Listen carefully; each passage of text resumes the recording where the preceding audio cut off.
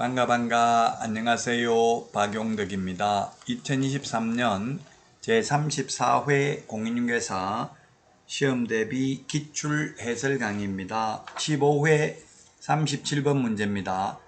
이제 이거 15회까지 해설 강의를 모두 마치면 이제 다음 시간부터는 200선 적중 200선 문제로 찾아뵙도록 하겠습니다.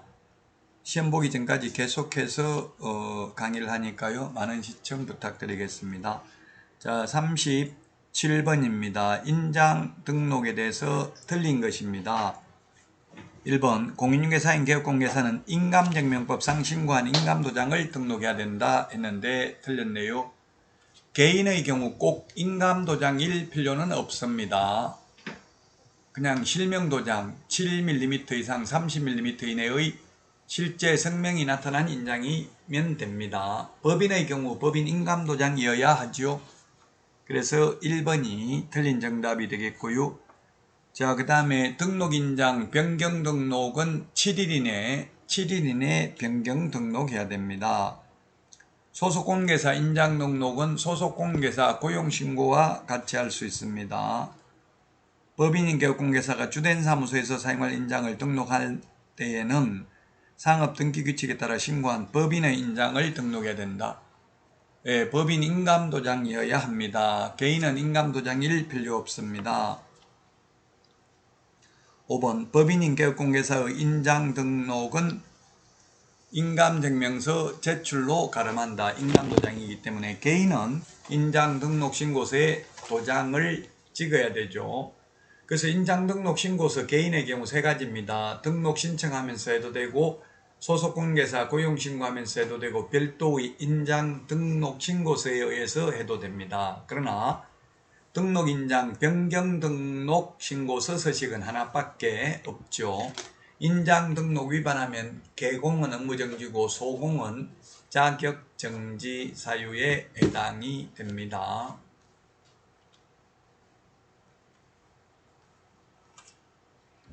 다음은 38번 문제 보도록 하겠습니다. 성명과 사무소 명칭에 관한 것으로 옳은 것입니다.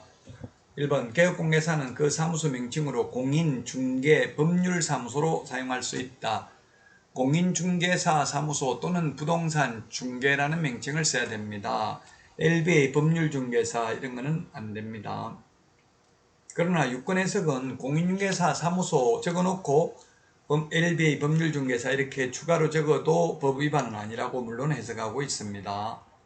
2번 토지 매매 등을 알선하는 무자격 개업공개사는 그 사무소에 부동산 중개와 유사한 명칭을 사용할 수 있다 했는데 유사 명칭 사용하면 1년 이하의 징역이나 1천만 원 이하의 벌금입니다. 3번 개업공개사가 설치한 5개 광고물에 성명을 거짓으로 표기한 경우에는 500만 원 이하의 과태료가 아니라 100만 원 이하의 과태료입니다. 광고라는 말 들어가는 게 모든 벌칙이 다 해당될 수 있는데 개업공개사에게 높은 가격으로 표시광고를 유도하여 개업공개사의 업무를 방해하면 3년 이하의 징역이나 3천만 원 이하의 벌금이고요.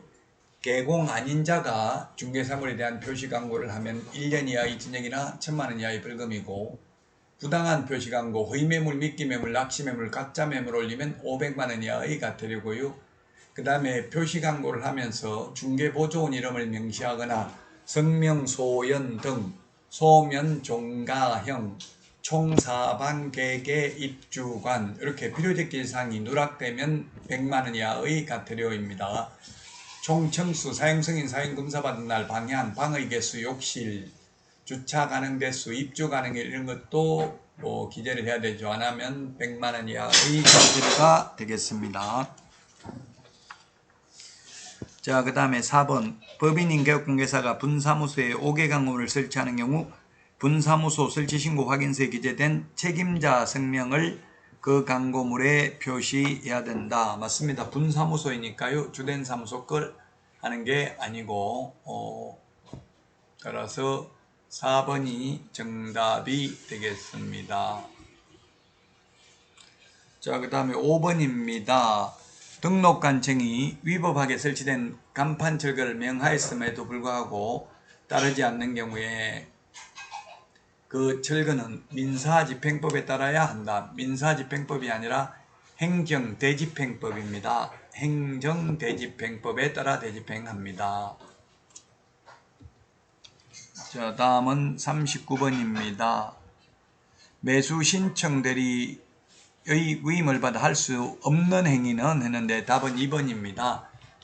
소송 대리는 안 됩니다. 명도 소송, 배당이 소송, 항고 소송, 길 변경 신청 이런 소송 절차를 대행하는 것은 변호사가 할 수 있습니다. 소송 대리는 안 된다. 개업공개사는 단순히 서류 써내는 것, 차순위 매수 신고하는 것, 보증금 대신 내는 것, 대신 돌려받는 것, 차순위 매수 신고인의 지위를 포기하는 것 이런 것만 알 수 있습니다.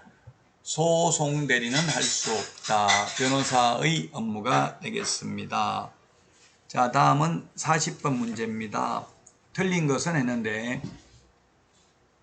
1번 상가 임대차네요. 임대인은 임대차 기간이 끝나기 6개월 전부터 임대차 종료 시까지 권리금 계약에 따라 임차인이 주선한 신규 임차인이 되려는 자로부터 권리금 지급받는 것을 방해해서는 안 된다. 그렇습니다. 회수 기회를 보장해 주어야 합니다.